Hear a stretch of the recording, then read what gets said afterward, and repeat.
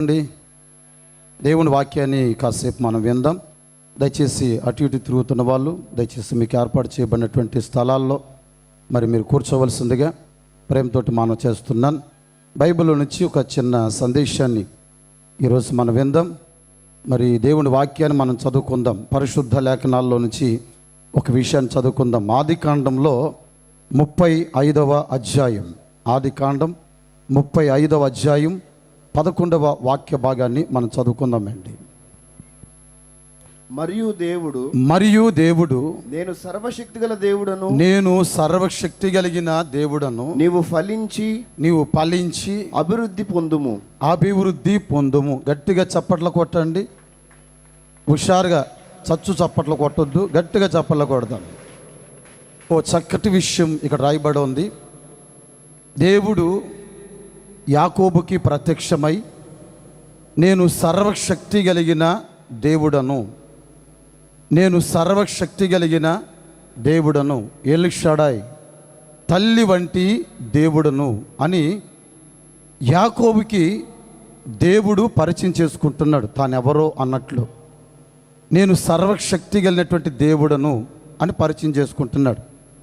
ఈ మాట అనటానికి గల కారణం ఏంటి అని వాక్యంలో కొంచెం మనం ఆలోచన చేస్తే ఒక చక్కటి విషయం రాయబడి ఉంది.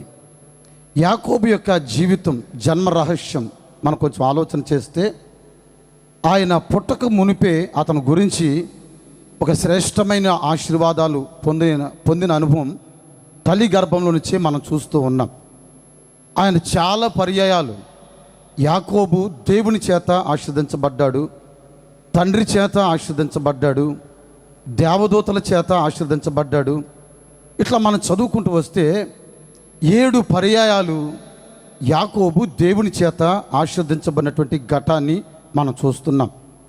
తల్లి గర్భంలో ఉంటున్నప్పుడే చిన్నవాడు పెద్దవాడికి, పెద్దవాడు చిన్నవాడికి అని రాస్తూ ఏమని అంటాడంటే, చిన్నవాడు మీకు ఏలికగా మార్చబడతాడు, మిమ్మల్ని పాలిస్తాడు, గొప్ప జనంగా మార్చబడుతున్నాడు అని తల్లి గర్భంలోంచి మనం చూస్తున్నాం. కొంతకాలం అయిన తర్వాత తండ్రి దగ్గరికి వెళ్ళిన తర్వాత వేటాడిన మాంసాన్ని తీసుకుని వెళ్ళి పెట్టి యాకోబు తన తండ్రి దగ్గర నుంచి ఆశీర్వదించబడినటువంటి ఘటాన్ని మనం చూస్తాం.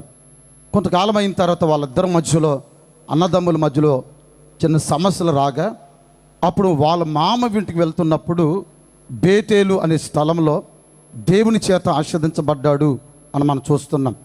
లాబాను ఇంట్లో ఆశీర్వదించబడ్డాడు. మళ్ళా తిరిగి ప్రయాణమై వస్తున్నప్పుడు దేవుడు అతనికి ప్రత్యక్షమై నేను నిన్ను ఆశీర్వదించబోతున్నాను గనక నీ తండ్రి ఇంటికి వెళ్ళాలి అని దేవుడు చెప్పినప్పుడు కూడా బయలుదేరి వెళ్తున్నప్పుడు ఎబ్బేకు అనే ఒక స్థలానికి వచ్చి అక్కడ కూడా యాకోబు ఆశీర్వదించబడినటువంటి విషయం మనం చదువుకుంటూ ఉన్నాం. ఇట్లాగే ఇంచుమించుగా యాకోబు చాలా స్థలాల్లో ఆశీర్వదించబడుతూ వచ్చాడు ఆయన. కానీ ఇప్పుడు దేవుడు సర్వశక్తి గలటువంటి దేవునిగా పదనారం నుంచి బయలుదేరి అతను వస్తున్నప్పుడు అతనికి ప్రత్యక్షమై అతనితో ఈ మాట అంటున్నాడు, యాకోబు నేను సర్వశక్తి కలిగిన దేవుడను, నీవు ఫలించి అభివృద్ధి పొందాలి అని మాట్లాడుతూ వచ్చాడు. 9వ వాక్యంలో మనం చదువుకుంటూ వస్తే అదే అధ్యాయం 9వ వాక్యాన్ని ఒకసారి చదువుదాం. యాకోబు వచ్చుచుండగా దేవుడు తిరిగి అతనికి ప్రత్యక్షమై అతన్ని ఆశీర్వదించాను. జాగ్రత్తగా వినాలి. దేవుడు అతన్ని ఆశీర్వదించాను అనే మాట మనం చూస్తున్నాం. తిరిగి వస్తున్నప్పుడు, తిరిగి ప్రయాణంలో యాకోబుకి దేవుడు ప్రత్యక్షమై అతన్ని ఆశీర్వదించాడు. కానీ 11వ వాక్యం అంటున్నాడు కదా, నేను సర్వశక్తి కలిగిన దేవుడను, నేను సర్వశక్తి కలిగిన దేవుడను. ఇక్కడ ఏమంటున్నాడంటే నువ్వు ఫలించాలి అని మొదలుపెట్టాడు. ఎందుకు ఫలించమంటున్నాడు? దేవుడు యాకోబుని అన్ని పర్యాయాలు ఆశీర్వదించాడు కదా. ఇప్పుడు ఆశీర్వాదము కాదు కావాల్సింది, ఆశీర్వాదంలో ఒక ఫలింపు కావాలి.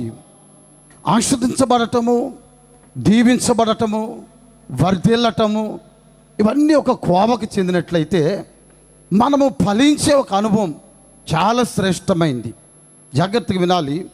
ఈ రోజున అష్టైశ్వర్యాల చేత, వెండి బంగారాల చేత, మంచి ఆస్తి చేత భోగ భాగ్యాల చేత, సంతానం చేత, పిల్లల చేత, ఆస్తుపాస్తుల చేత చాలామంది ఆశీర్వదించబడుతూ ఉంటారు.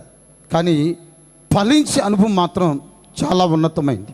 నాకు తెలిసిన ఒక చిన్న ఘటన చెప్తున్నాను, జాగ్రత్తగా వినండి.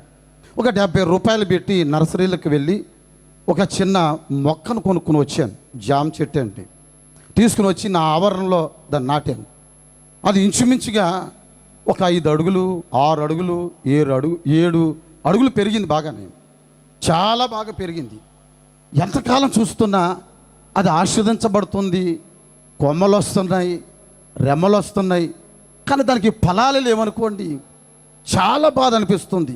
అరే, దీన్ని కష్టపడి తీసుకుని వచ్చి దీన్ని కొన్నాను, కొమ్మలు పెరుగుతున్నాయి, రెమ్మలు వస్తున్నాయి, చాలా లేత చిగుర్లు కనబడుతున్నాయి, కానీ దీంట్లో మనకి ఫలాలు కనబడట్లేదేంటి అని దాని గురించి ఆ చెట్టును చూస్తున్నప్పుడు లేక ఆ మొక్కను చూస్తున్నప్పుడు చాలా బాధపడుతూ వస్తాం. అట్లాగే యాకోబు ఎంత ఆశీర్వదించబడుతున్నా దేవుని మనస్సులో, ఆ సర్వశక్తి కలిగిన దేవుని మనస్సులో ఒక ఆలోచన ఉంది. ఆ ఆలోచన ఏంటంటే ఆస్వాదించబడుతూ వస్తున్నాడు. గొర్రెల చేత ఆస్వాదించబడుతున్నాడు, మందల చేత ఆస్వాదించబడుతున్నాడు, పనివారి చేత ఆస్వాదించబడుతున్నారు. ఇట్లా 50 ఆస్తు చేత యాకోబు 2 గుంపులుగా దీవించబడ్డాడు, ఆస్వాదించబడ్డాడు అని రాయబడి ఉంది. కానీ అతను ఎంత ఆస్వాదించబడుతున్నా గుండెల్లో సమాధానం కానీ, నెమ్మది కానీ, సౌఖ్యం కానీ తనకి కనబడటం లేదు. ఇలాంటి పరిస్థితుల మధ్యలో దేవుడు యాకోబుతో చెప్తూ వస్తున్నాడు, యాకోబు, నేను సర్వశక్తి కలిగిన దేవుడను, నేను సర్వశక్తి కలిగిన దేవుడను. నేను నిన్ను ఇప్పటి వరకు ఆస్వాదించిన విధానం వేరు. ఇప్పుడు నేను ఏం చేయబోతున్నానంటే నిన్ను ఫలించే వ్యక్తిగా మార్చబోతున్నాను. చప్పలు కొడదామండి, కొంచెం గట్టిగా గట్టిగా చప్పలు కొడదాం. ఫలించే వ్యక్తిగా నేను నిన్ను మారుస్తున్నాను. జాగ్రత్తగా వినండి. ఏదైనా తోటలో ఆదాము అవ్వల్ని దేవుడు కలుగు చేసి వాళ్ళు ఏర్పరిచినప్పుడు కూడా వారిని ఆశీర్వదించి వారిని ఫలించాలి అనే మాట రాశాడు. ఆశీర్వాదం ఒక అనుభవం అయితే ఫలించాలి అని మాట్లాడుతూ వచ్చాడు. సృష్టి యావత్తు నాశనం అయిపోయిన తర్వాత నోవాహుతో దేవుడు చెప్పేటప్పుడు కూడా అతను ఆశీర్వదించాడు, అతను ఫలించమని దేవుడు చెప్తూ వచ్చాడు. అంటే ఈ వాక్యాల్లో మనం గమనించుకుంటూ వస్తే ఆశీర్వాదం ఒక కోణం అయితే ఫలించే అనుభవం అనేది దేవుని మనస్సులో దైవ చిత్తానుసారముగా దేవుని బిడలమైనటువంటి మనము, ఆత్మీయులమైనటువంటి మనము ఎన్నో విషయాల్లో ఆశీర్వదించబడటమే కాకుండా ఆ ఆశీర్వాదములో ఈ గుడారాల 49వ గుడారాల పండుగలో నా దేవుడు నిన్ను ఫలభరితంగా చేయబోతూ ఉన్నాడు. ఆయన ఎవరో తెలిసిన సర్వశక్తి కలిగిన, చెప్పండి, సర్వశక్తి కలిగిన దేవుడు ఆయన సర్వశక్తి కలిగినటువంటి దేవుడు ఈ 49వ గుడారాల పండగకు వచ్చిన ఏ ఒక్కరిని ఆయన విడిచిపెట్టాడు. ఈ సంవత్సరంలో నా దేవుడు నిన్ను ఫలభరితంగా చేయును గాక. గట్టిగా చెప్దాం, హల్లెలూయా. నిన్ను ఫలభరితముగా చేయును గాక.